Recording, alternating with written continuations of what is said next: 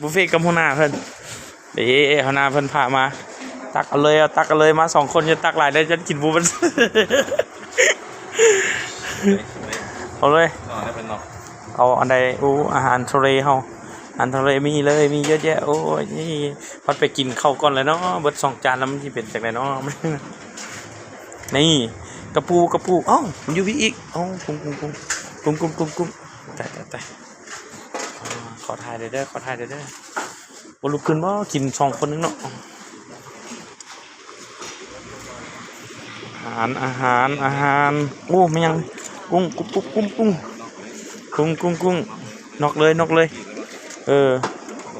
เลยเต้นกุ้งเต้นเลยกุ้ง